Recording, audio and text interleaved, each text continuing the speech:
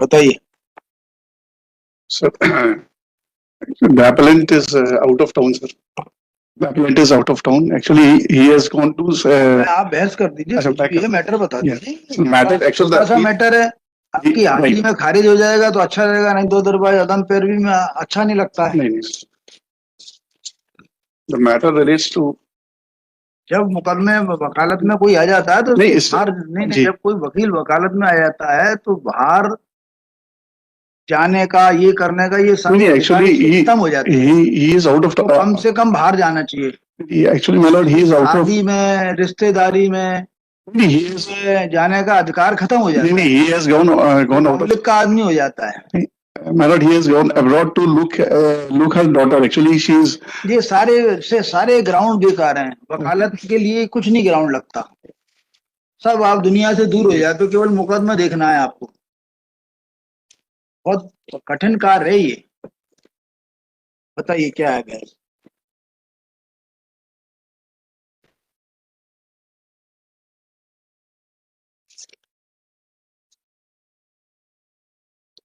The present appeal, my lord, has been filed under the impugned judgment passed by the lower court below, whereby the suit for specific performance of contract was dismissed.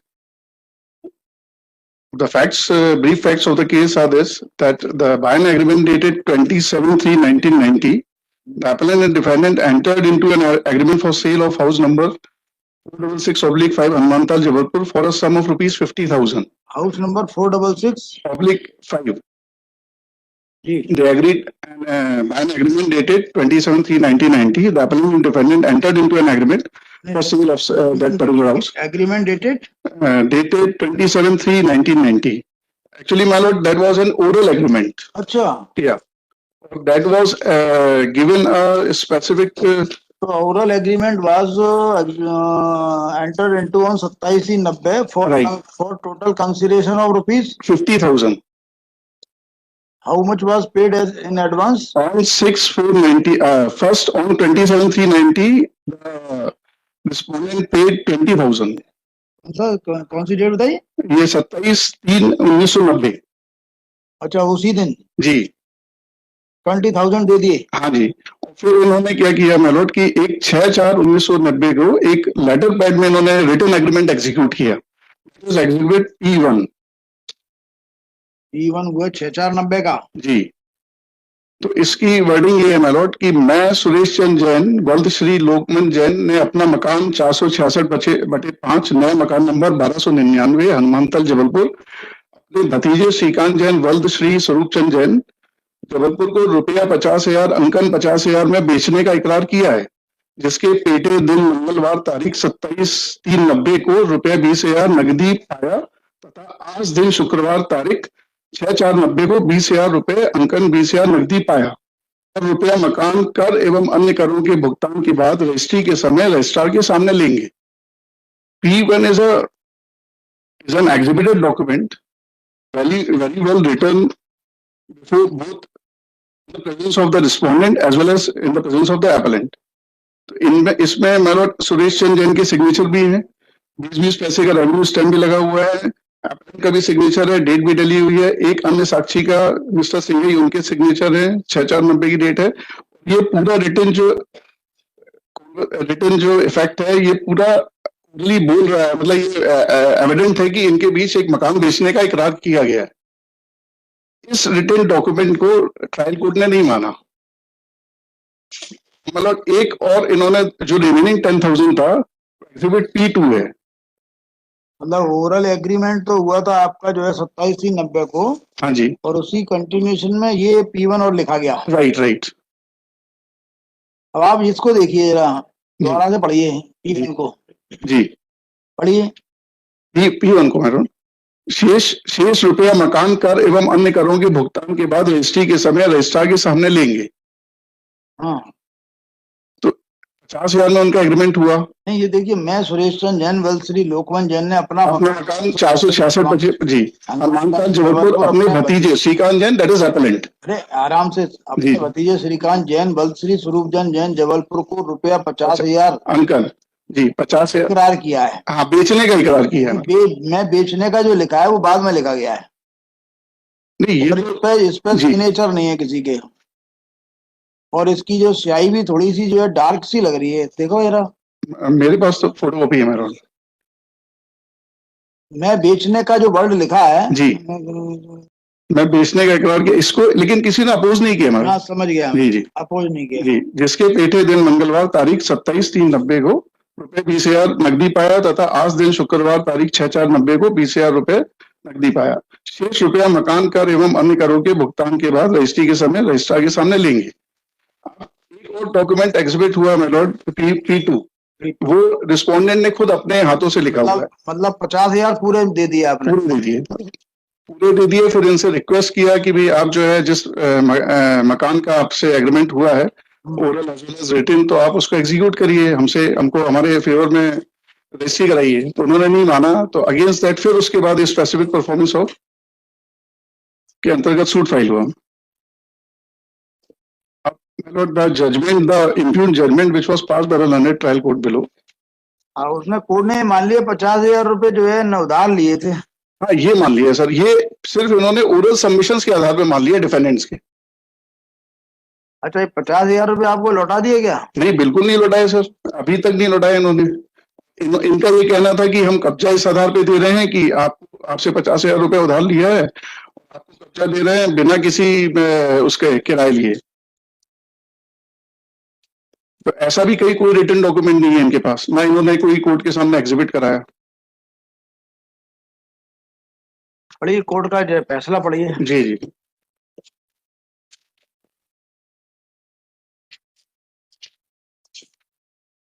ये चाचा जी जो थे जी, ये भी है ना? चाचा जी भी एक्सपायर हो गए मेलॉर्ड, चाची भी एक्सपायर हो गई, उनका एक बेटा भी एक्सपायर हो गया। और एक बेटा है और एक बेटी, जो बेटे जो एक्सपायर हुए उनकी वाइफ भी एक्सपायर हो गई, उनके बेटे की 3 बेटियां हैं। तीनों सबके अलग अलग, सबकी मैरिजेस हो गई है। उनके पास ऑलरेडी उसी पीरियड में एक घर भी था।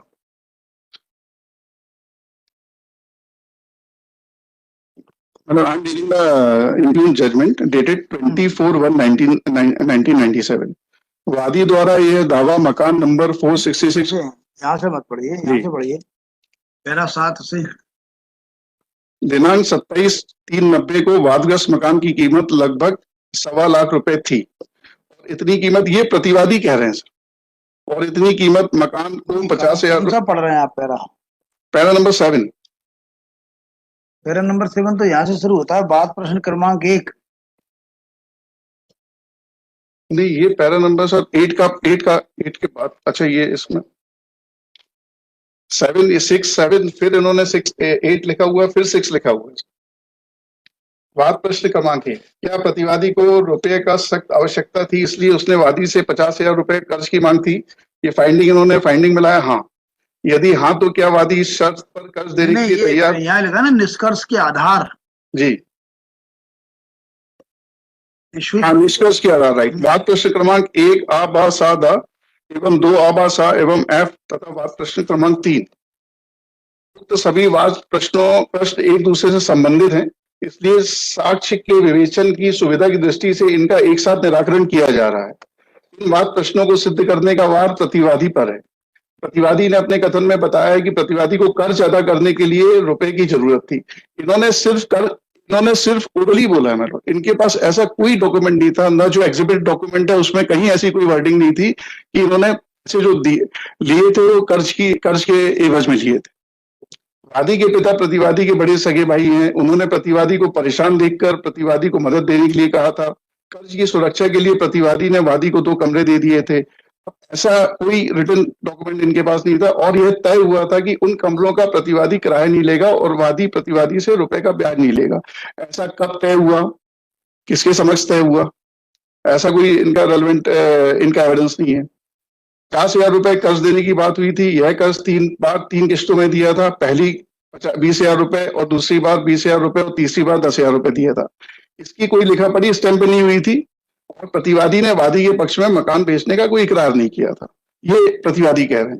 एक कमरे में प्रतिवादी के लड़के प्रदीप कुमार की चक्की लगी हुई है और गृहस्थी का सामान रखा हुआ है, तथा यह भी जवाबदेही है कि दिनांक 27/3/90 को मकान 1.25 लाख रुपए तक कीमत में बेचा जा सकता था। वादी ने जुलाई 92 में नोटिस दिया था। मकान का वैल्यूएशन भी नहीं हुआ मेरे कि वैल्यूएशन अगर कोई वैल्यू रिपोर्ट देता कि एक्चुअल जो डिस्प्यूटेड हाउस था उसकी वैल्यू उस टाइम कितनी रही होगी। वादी ने जुलाई 92 में नोटिस दिया था, जिसका जवाब भी स्पष्ट रूप से दिया था कि वादी से कर्ज लिया था जो 3 साल के अंदर चुकाया जाना तय हुआ था। अगर ऐसा कोई कर्ज लिया होता या 3 साल के अंदर चुकाया जाना होता, कोई इनके पास रिटन एग्रीमेंट होता है, डॉक्यूमेंट होता है, और ना इन्होंने कोई ऐसा कर्ज लिया, ना ही वो कर्ज वापस चुकाया, ऐसा भी कोई एविडेंस नहीं आया रिपोर्ट। तथा यह भी जवाब दिया कि चक्की और उससे संबंधित सामान प्रतिवादी के लड़के प्रदीप कुमार द्वारा खरीदा गया था और बैंक में गिरवी रखा था। सामान को बेचने का अधिकार उसे नहीं था। तथा पैरा 7 में यह भी बताया कि उसकी बच्ची की शादी सन 89 में हुई थी, जिससे बच्चों की शादी में खर्च होने के कारण उसे रुपए की आवश्यकता पड़ी थी। प्रतिवादी के लड़के प्रदीप कुमार जैन ने भी यही प्रकट किया है कि उसके पिता सुरेश चंद्र जैन ने रुपयों की जरूरत होने से 50,000 रुपए 3 किस्तों में श्रीकांत से लिए तथा कर्ज की गारंटी के लिए मकान 2 कमरों का कब्जा दिया था। शेष मकान में कब्जा प्रतिवादी का था तथा कमरा किराए की बात नहीं हुई थी, बल्कि यह तय हुआ था कि उसके पिता ब्याज नहीं देंगे और ना ही उसके पिता किराए देंगे। मकान में प्रतिवादी की चक्कियां लगी हुई थी और गृहस्थी का सामान था। चक्कियां एक कमरे में थी और पीछे वाले कमरे में गृहस्थी का सामान था। दोनों चक्कियां उसने स्टेट बैंक ऑफ इंडिया से स्वरोजगार योजना के अंतर्गत कर्ज लेकर 20,000 रुपए में खरीदी थी तथा 25,000 रुपए लोन लेकर उसमें कुछ कच्चा सामान लिया था। लैट्रिन बाथरूम में सामान रखा था। चक्की बेचने का सौदा कभी वादी से नहीं किया गया तथा यह भी बताया कि मकान की कीमत मशीनरी को छोड़कर 1.25 लाख रुपए थी। अभी यहाँ बोल रहे हैं सर 1.25 लाख थी, पहले इन्होंने बताया 1.25 लाख थी। प्रॉपर्टी प्रदर्श P1 that is written agreement. बड़ी प्रॉब्लम तो ये है कि आपका मेन और एग्रीमेंट ओरल है, मेन एग्रीमेंट ओरल है, लेकिन जो सर रिटन एग्रीमेंट है उसमें बात आई है जो देख रहे हैं वही देख रहे हैं। ओरल एग्रीमेंट के आधार पर स्पेशल परफॉर्मेंस का दावा आपका डिक्री हो सकता है जी। इस पे कोई जजमेंट लाए? नहीं, अभी मैं इसीलिए सर मैं बताइए, मैं आपको दूंगा जजमेंट। जी जी जी आपके खिलाफ है, आप पहले बकाया देखिए क्या। जी जी। प्रॉपर्टी 1 के कथित इकरारनामा के अनुसार मकान का बयानामा नहीं किया जाना था, चूंकि वादी ने कर्ज दिया था। तो कर्ज अगर दिया गया होता तो उस पर्टिकुलर डॉक्यूमेंट में कहीं एक ऐसी लाइन उन्होंने दी होती कि भाई हम ये एग्रीमेंट ऐसे कर रहे हैं कि हम सिर्फ आपको मकान आपको रहने के लिए दे रहे हैं और आपको इस एवज में पैसे ले रहे हैं कि हम 3 साल के अंदर आपको चुका देंगे। ऐसा कोई रिटर्न वर्डिंग्स या लाइंस उसमें नहीं थी। चूंकि वादी ने कर्ज लिया था, इसलिए कर्ज की सुरक्षा के लिए प्रॉपर्टी 1 व प्रॉपर्टी 2 की लेखा पड़ी हुई थी। और जो प्रदेश P2 है वो रिस्पोंडेंट ने उस समय डिफेंडेंट ने स्वयं ही लिखा था, उन्होंने अपने हाथों से, मतलब अपने हैंडराइटिंग में लिखा हुआ था। इसके साथ ही प्रतिवादी साक्ष्य महेंद्र दत्त जैन ने भी बताया कि सुरेश चंद्र जैन उसका भांजा है। उसकी शादी सन 89 में हुई थी। उसने 25,000 रुपए मांगे थे, लेकिन उसके पास पैसा नहीं था, तो केवल 5,000 रुपए बच्ची की शादी के लिए उधार दिए थे। फिर 2-3 दिन बाद सुरेश चंद्र जैन ने कहा था कि पैसे की व्यवस्था नहीं हो पाई, तो 5,000 रुपए पुनः दिया था तथा बच्ची की शादी होने के बाद सुरेश चंद्र जैन ने उसे 5,000 रुपए उधार दिया। बाद में उसे 1.5 साल बाद 5,000 रुपए वापस कर दिया और बाद में शादी के बाद प्रतिवादी ने उससे उसकी मुलाकात हुई, तब उसने बताया था कि बच्ची की शादी के लिए कई जगह से कर्ज लेना पड़ा था। उसने अपने बड़े भाई स्वरूपचंद से 40,000 रुपए, मतलब शादी हुई 89 में, ये बता रहे हैं, और ये एग्रीमेंट आया 90 में इन्होंने पैसे लिए, तो शादी तो पहले ही हो चुकी थी इनकी बच्ची की। तो ये बोल रहे हैं कि जो उसने अपने बड़े भाई स्वरूपचंद से 40,000 रुपए कर्ज लेकर चुका दिए। इसके खंडन में यहाँ ये बोल रहे हैं कि कर्ज लेके चुका दिए, ये जो डिफेंडेंट नंबर 3 है। इसके खंडन में वादी श्रीकांत जैन का कहना है कि दिनांक 27/3/90 को उसके चाचा से 50,000 रुपए में मकान नंबर 466/5 को खरीदने का सौदा हुआ था। प्रतिवादी ने मार्च 90 में वादी के पिता के माध्यम से मकान बेचने बाबत उससे कहा था। बात तय होने के बाद दिनांक 27/3/90 को उसने प्रतिवादी को 20,000 रुपए आंशिक भुगतान के रूप में दिए थे। फिर 2-3 दिन बाद पुनः प्रतिवादी द्वारा उससे रुपए मांगे जाने पर 6/4/90 को 20,000 रुपए दिए थे। 6/4/90 का ही वो P1 एग्जिबिट डॉक्यूमेंट। उस समय वादी के पिता एवं GC सिंघई मौजूद थे। उसी समय फैक्ट्री में लेटर पैड पर लिखा पढ़ी कराई थी, जिस पर प्रतिवादी सिंघई के एवं वादी के पिता के हस्ताक्षर हुए थे तथा शेष रुपए मकान के करों के भुगतान के रजिस्ट्री के समय देना तय हुआ था। वादी श्रीकांत ने आगे अपने कथन में यह भी प्रकट किया है कि प्रदेश P1 की लेखा पढ़ी होने के बाद मई 90 के दूसरे सप्ताह में जब रजिस्ट्री करने के लिए प्रतिवादी से कहा, तो वादी को मकान का कब्जा प्रतिवादी ने दे दिया था और कहा था कि रजिस्ट्री बाद में रुककर करेंगे। मई 90 में अगर इन्होंने कब्जा पोजीशन दे दिया, आज तक हमारे अगेंस्ट डिस्पोजेशन आज तक कोई सूट फाइल नहीं किया इन्होंने टिल टुडे। रजिस्ट्री के बाद रुककर करेंगे और फिर उन्हें आपका कब्जा माना है इसमें? हाँ, इन्होंने स्वयं माना है मेलोड, ये खुद ही बोल रहे हैं। वादी को प्रतिवादी का मकान कब्जा ये बोल रहे हैं, और उन्होंने खुद बोला कि हमने इनको दो कमरे का कब्जा सौंपा था। मकान कितना बड़ा है? मकान सर छोटा है, बहुत छोटा है। नहीं, 2 कमरे का कब्जा दिया तो 2 कमरे के ज्यादा होगा ना, 2 कमरे से। नहीं, 2 कमरे हैं सर और एक लैट्रिन बाथरूम है, बस इतना है। और एक उन्होंने बताया बरामदा है, बहुत बड़ा नहीं है, छोटा एरिया है, मैंने देखा हुआ है, बहुत छोटा एरिया। चलिए जी। प्रतिवादी ने प्रदर्श P2 का दस्तावेज लिख दिया था। इसके बाद बार बार कहने पर प्रतिवादी ने बयाननामा निष्पादित नहीं किया तथा वादी ने प्रतिवादी के सुझाव से भी इंकार किया है कि यह मकान खरीदने का सौदा न होकर केवल कर्ज के रूप में लिखा गया था। ऐसा सुझाव से भी इंकार किया है कि मैं मकान खरीदने का सौदा ना होकर केवल खरीदने के रूप में लिखा गया, कर्ज के रूप में लिखा गया था। जी। हाँ। इस सुझाव से इंकार किया वादी ने। वादी श्रीकांत जैन ने अपने कथन में स्वीकार किया है कि वादग्रस्त मकान में 3 कमरे होते हैं। 3 कमरे में एक लैट्रिन बाथरूम और एक बरामदा है। पैरा 10 ने यह भी स्वीकार किया है कि इस मकान में प्रतिवादी के पुत्र की 2 चक्की लगी हुई थी, और यह भी स्वीकार किया है कि मैं चक्की के मकान का बेचने का सौदा नहीं हुआ था, तथा यह भी स्वीकार किया है उसने अपने वकील के माध्यम से प्रति 3 का लीगल नोटिस प्रतिवादी को भिजवाया था, जिसमें मैं पुराने आटा चक्की के बिक्री का सौदा हुआ है ऐसा लिखा गया था। ये that was a fault of then counsel which wrote that legal notice. इस संबंध में वादी का कहना है कि उसके बारे में क्या कहना है? ये आपका कॉन्ट्रडिक्शन आया सर। इसमें ये कहना है वादी ओरल सबमिशन में उसने कह दिया, ओरल एविडेंस में, कि केवल 2 कमरों का हुआ था और 2 चक्कियों का नहीं हुआ था, जबकि हमने वकील साहब के माध्यम से जो नोटिस दिया था उसमें चक्की भी लिखवा दी। हाँ, ये बोल रहे हैं ना सर, ये इस लाइन में आ रहा है, ये वही पॉइंट। कि आपने लिखवाई थी क्या? नहीं लिखवाई, नहीं नोटिस में ये नोटिस के बारे में बता रहे हैं वादी अपने साक्ष्य में। नोटिस में चक्की लिखवा दी? नोटिस में गलती से लिख गई थी सर। गलती से कैसे लिख जाएगी? नहीं, वो उनके काउंसिल ने गलती किया था। काउंसिल ने गलती थोड़ी, काउंसिल ने कहा ये भी लिख दो, नहीं तो बाद में मिलेगा नहीं। राइट, ये हुआ होगा मैंने, लेकिन ये स्वयं अपने क्रॉस एग्जामिनेशन में बोल रहे हैं। उसने तो ईमानदारी से बता दिया था क्या है। इन्होंने ये खुद अपने इसमें बता रहे हैं प्रति परीक्षण में, और इस संबंध में वादी का कहना है कि उसने अपने वकील साहब को जानकारी देने में और उनके समझने में भूल हुई थी कि मैं चक्की के लिख दिया।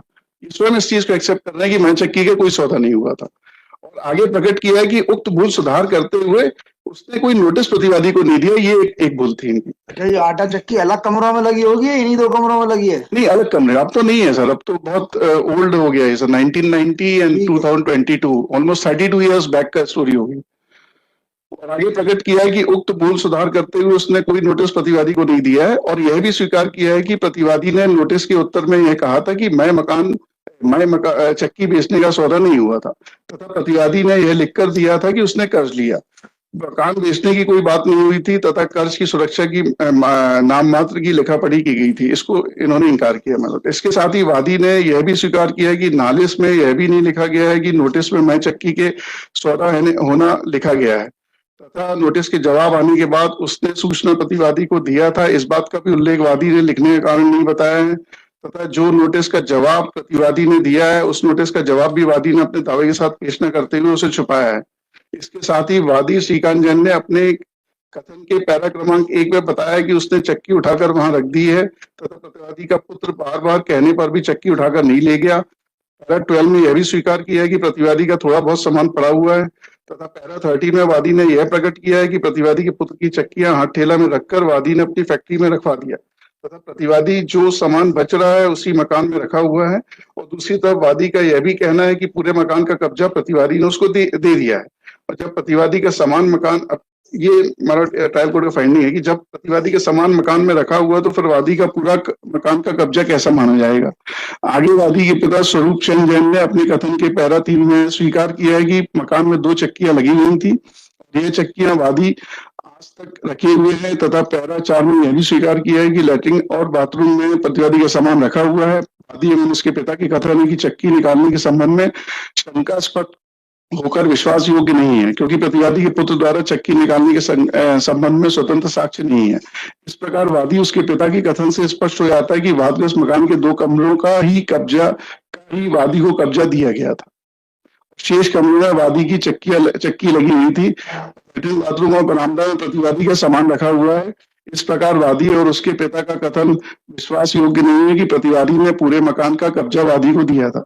माय लॉर्ड, यहाँ ये सोचने मतलब ये सोचने वाली बात है कि अगर दो मकान का कब्जा दे रहे हैं, उनके कथन अनुसार अगर ये बिना किराए लिए रहने भी दे रहे हैं, लेबोरेटरीज तो यूज करने ये से जाएगा इनको, टॉयलेट्स तो यूज करने दी जाएगी, अदरवाइज ये कैसे उस कमरों का उपयोग करेंगे।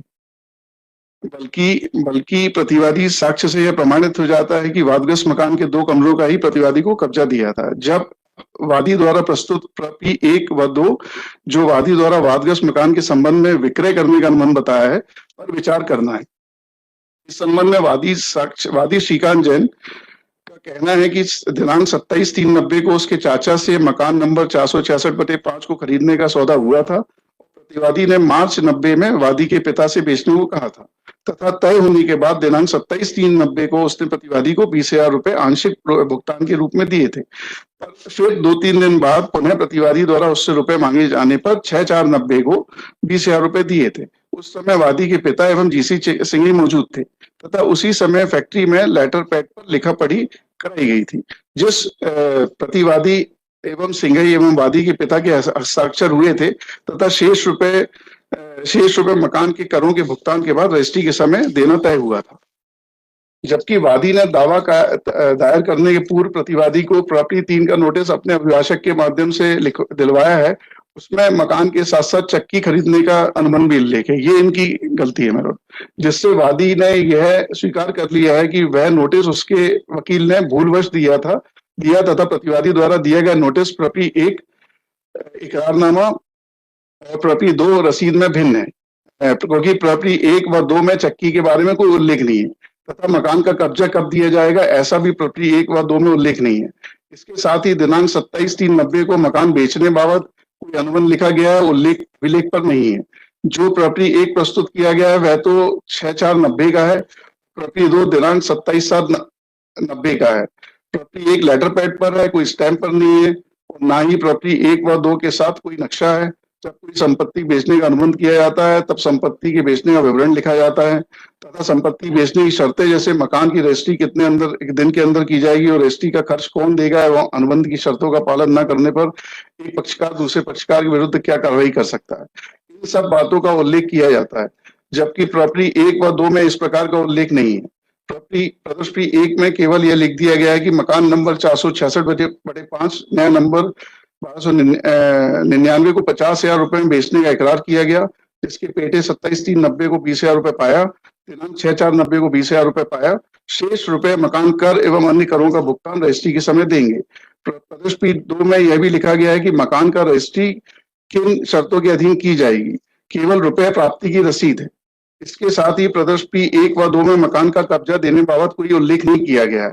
इसके साथ ही उभय पक्ष की साक्ष्य में यह भी सिद्ध हो चुका है कि वादग्रस्त मकान में प्रतिवादी के पुत्र की चक्कियां लगी हुई हैं और उनका अन्य सामान भी रखा हुआ है तथा उक्त चक्कियों प्रतिवादी के पुत्र ने बैंक से कर्ज लेकर खरीदी है तथा प्रतिवादी व उसके पुत्र ने यह भी बताया कि मकान की कीमत उस समय 1.25 लाख रुपए थी, 50,000 रुपए में कैसे बेच देगा। अब ये जो फाइंडिंग मैलॉर्ड है कि 1.25 लाख रुपए थी, इसमें कोई वैल्यूएशन नहीं हुआ मैलॉर्ड, ना कोई वैल्यूअर की रिपोर्ट मंगाई गई, ना ऐसा कोई इन्होंने कमिश्नर के थ्रू इन्होंने कोई रिपोर्ट मंगाई। वादी की ओर से इस बात का खंडन भी नहीं किया गया कि मकान की कीमत उस समय 1.25 लाख रुपए थी तथा वादी की ओर से महत्वपूर्ण साक्षी श्री जी.सी. सिंह बताया गया है, जिसका कथन वादी ने नहीं कराया गया। इस प्रकार यदि मकान बेचने का अनुबंध हुआ होता तो उसके लिए महत्वपूर्ण स्वतंत्र साक्षी जी.सी. सिंह ही है तथा जिसका कथन वादी से नहीं कराया है। इस प्रकार वादी श्रीकांत जैन प्रदर्श PD1 एवं उसके पिता स्वरूप चंद जैन के कथन शंकास्पद। आपको एग्री वो तो मिल नहीं सकता स्पेसिफिक परफॉर्मेंस जी, जो आपने पढ़ दी अभी एविडेंस जी, पर यदि ये बात सही है जी, स्पेसिफिक परफॉर्मेंस तो मिल नहीं पा रहा है, क्योंकि आपका मकान का एग्रीमेंट कितने पार्ट का हुआ था? 2 कमरों का हुआ था या पूरे मकान का हुआ था, इंक्लूडिंग चक्की हुआ था? नहीं, इंक्लूडिंग चक्की तो इन्होंने डिनाई किया हुआ है। डिनाई किया है, तो अब आपका जब तक स्पेसिफिक परफॉर्मेंस का एग्रीमेंट सामने नहीं आएगा जी, तो स्पेसिफिक परफॉर्मेंस कैसे होगा? और उनके पास एक रिटन डॉक्यूमेंट वही था एग्जिबिटेड, जो उन्होंने जो रिसीट थी, actually it's a kind of receipt where the terms of simple an agreement is written over. पैसे वापस क्यों नहीं दिलाए आपको? नहीं, ये पैसे एक्चुअल में सर ये जो है एप्लेंट जो है इनके चाचा लगे, सगे चाचा, जो जिनके साथ उन्होंने ये एग्रीमेंट हुआ था। अब वो चाचा जी भी गुजर गए। अब उनके जो 2 बच्चे हैं, तो एक बच्चा बेटा एक्सीडेंटल डेथ हो गई उनकी, और उनकी वाइफ की भी एक्सीडेंटल डेथ हो गई। उनकी 3 बेटियां अभी रिकॉर्ड में हैं और 1 बेटे और हैं। तो उनसे बातचीत हुई थी। वो जो कुछ या तो ज्यादा अमाउंट मांग रहे होंगे या इतने सक्षम नहीं होंगे देने को। तो बोले कि भाई या तो आप हमसे सेटलमेंट कर लीजिए कि भाई हम इतने समय से रह रहे हैं। अब चूंकि रियल रिलेशंस है सर, रियल रिलेशंस है। अब इनका कहना है कि भाई अगर सेटलमेंट हो जाता तो बहुत अच्छी बात है, अदरवाइज अगर पोजीशन की बात करें तो 1990s से they are in position in that suit house. Position में है, 50,000 रुपए में 2 कमरों में रह रहे हैं वो। जी। तो अब अगर उनकी बात मानते हैं कि मान लीजिए कर्ज पे पैसा दिया था, तो जो 50,000 उन्होंने उस समय इन्होंने दिए थे फ्रेंड ने, तो उस 50,000 की 1990 की 50,000 की आज की वैल्यू 14-15 लाख के अराउंड होती है। वो तो 50,000 प्लस 6% का ब्याज मिल जाएगा आपको। जी। वो अगर उनके अकॉर्डिंगली चलें तो। और अगर मान लीजिए उनको हमको डिस्पेस करना था, मान लीजिए, तो भाई उनका हमारा ये सूट डिस्पेस हुआ, तो इनको सूट फॉर पोजीशन फाइल करना था, तो इन्होंने नहीं किया। तो knowingly that we are just over that house, अगर हमारा मान लीजिए पोजीशन भी, और एक तरीके से आप जान भी रहो कि हमारा पोजीशन है, सिंपली दैट इसमें भी कोई ऐसा नहीं थी कि स्टेटस को रहा या कोई डायरेक्शन नहीं था इस अपील में। तो आपको हमको against suit for position file किया था, वो इन्होंने नहीं किया। On the basis of adverse position हमारा वैसे भी टाइटल होता, मोर देन 12 इयर्स हो गया मेरा, ऑलमोस्ट 32 तो नहीं होता, 32 इयर्स का स्पैन हो गया। क्योंकि द रिस्पोंडेंट और the LRs of the respondent very well know that we are possessed over there. Under the agreement of sale आप क्लेम कर रहे हो, तो फिर तो वो थोड़ी होगा। जी एडवर्स पे थोड़ी होगा। बताइए। जी। बल्कि वादी एवं प्रतिवादी चाचा भतीजे होने का एवं मकान का इकरारनामा विधिवत संपादित न होने तथा मकान का पूरा कब्जा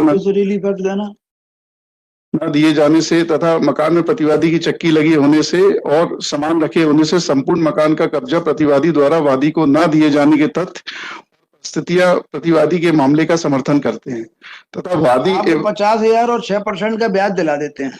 ठीक मैडम, क्योंकि इससे ज्यादा तो कुछ मिलता दिख नहीं रहा आपको। नहीं, लेकिन ये जो 50,000 रुपए आपने दिए, जो कोर्ट ने सिद्ध माना है ना। हाँ, ये तो खुद एक्सेप्ट कर रहे हैं वो, ये खुद एक्सेप्ट कर रहे हैं और वापस भी नहीं किए। अच्छा, लेकिन मैडम जो एग्जिबिटेड डॉक्यूमेंट्स हैं, हाँ, जो P1 P2 है, वो तो रिटन डॉक्यूमेंट है, उसमें एप्लेंट के भी सिग्नेचर है, रिस्पोंडेंट के भी सिग्नेचर है। नहीं, कोर्ट ने 50,000 रुपए देना सिद्ध माना है ना। हाँ, वो तो उन्होंने लेना, बिल्कुल खुद ही कह रहे हैं, प्रतिवादी खुद बोल रहे हैं कि हमने लिए हैं। बस ये वो बोल रहे हैं कि हमने कर्ज के एवज में लिए। हमारा ये कहना, हमारे आपसे ऐसा कोई डील ही नहीं हुआ था।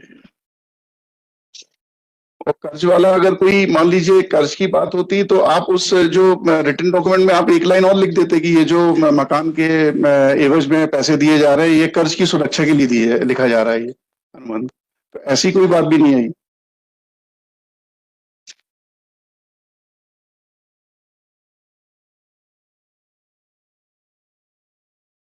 वादी के विद्वान अभिभाषक भी श्री अग्रवाल का तर्क है कि प्रतिवादी ने 3 किस्तों में रुपया मिलना स्वीकार किया है। अतः यदि मकान की लेखापढ़ी कर्ज की सुरक्षा के रूप में होती, तो फिर रुपया किस्तों में दिए जाते तथा लड़की की शादी में हुए खर्च को चुकाने बाबत जवाब दावे में नहीं लिखा गया।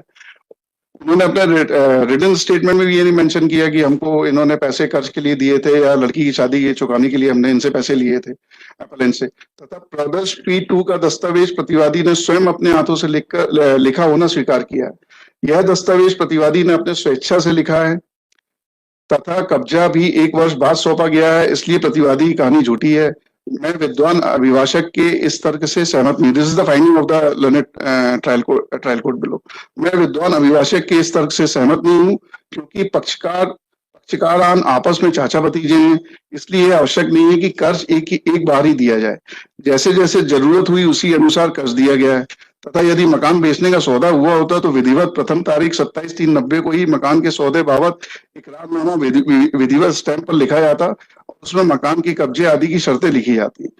इसके साथ ही पूरे मकान का कब्जा दिया जाना वादी साक्ष्य से सिद्ध नहीं है, बल्कि उसमें 2 कमरों को छोड़कर शेष कमरों में प्रतिवादी के लड़के के सामान और उसके लड़के की चक्की लगी हुई है, इसलिए मकान बेचने का कोई कारण भी पैदा नहीं होता है। वादी ने यहाँ तक प्रतिवादी को नोटिस दे दिया कि मकान के साथ चक्की बेचने का भी सौदा हुआ। उसको दावे को आपको बोला 50,000 के लिए डिक्री कर देते हैं। लेकिन मतलब इनके ओरल सबमिशंस को ट्रायल कोर्ट ने मान लिया। हमारे रिटन जो डॉक्यूमेंट्स थे, those documents were exhibited, those documents were accepted by the defendants also. उन्होंने माना भी, हाँ हमारे सिग्नेचर हैं, वो पढ़े लिखे भी थे डिफेंडेंट्स भी, तो उस डॉक्यूमेंट्स को नहीं माना। तो सेक्शन 92 एविडेंस एक्ट का वो वायलेशन है मतलब। और इन्होंने बोला कि हमने 30 साल का आपका 6% से ब्याज कितना हो जाएगा? 32% से, अगर सर कंपाउंड वे में चलेंगे तो कंपाउंड में नहीं चलेंगे, सिंपल चलेगा। सिंपल में चलेगा मतलब 50। कंपाउंड में तो उसका मकान ही बिक जाएगा। उसका 50 मकान बचाना है आपको या बेचना है? नहीं, एक्चुअल में मकान मतलब अब कितना परसेंट हो जाएगा ये बताओ? मैं बता रहा हूँ मेरे ख्याल से तो 1 लाख के अंदर होगा। 50 या 6% 80,000 रुपये हो जाएगा। 3,000 होता है साल का। 80,000 रुपये हो जाएगा। 3,000 का हो जाएगा। 3,000 होगा ना सर? 50,000 का 50,000 का 2500 होगा ना? नहीं, 6% आपने बताया ना मतलब। हाँ, तो 50 6 5 तो 30, 3,000। अच्छा अच्छा। जी, 3,000 ये हुआ। 90,000 रुपये होना चाहिए। 96,000 रुपये। 3,000 मतलब, और 32 ईयर्स हो रहे हैं, 96,000 जी। 96, और जो इनने 50,000 दिया उस समय, 1,46,000। वो लोग कितना देने को तैयार थे? नहीं, उन लोग तो मतलब वो तो मांग रहे हैं। अब बोले कि अगर आप जो है खाली करेंगे तो हमको हमको बच्चों के लिए जरूरत है, जबकि वो they are all well settled, सब घर ही घर के लोग हैं और सब अच्छे संपन्न है। उनका अलग एक घर भी उन्होंने अपने उसमें स्टेटमेंट में बोला भी है कि हम उस घर में शिफ्ट हो गए थे। ये 2 कमरे एक्चुअल में इनके फोर ब्रदर्स का था वो घर, तो उसमें से 2 कमरे इनके थे, 2 कमरे ऊपर इनके थे एप्लेंट के। जो होगा देखेंगे। अभी तो कोई है नहीं ना, आए हैं कि यहाँ पे कोई वकील है? नहीं, अभी तो नहीं आया मेरा, अभी नहीं है। देखो, this first appeal has been preferred by the plaintiff, challenging the judgment and decree dated 24/6/97, passed by district judge, passed by 11th additional district judge to the court of, so 11th additional district judge to the court of district judge Jabalpur in civil suit number 274/A/94, whereby suit for special performance filed by the plaintiff public appellant has been dismissed in its entirety. In short, the facts are that the plaintiff instituted a suit for special performance on the basis of an oral agreement of sale dated 27/90, with the allegation that agreement of sale was entered into between the plaintiff and defendant for consideration of 50,000,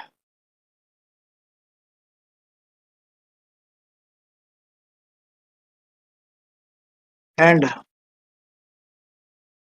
an amount of ₹20,000 was paid on 27/90, and thereafter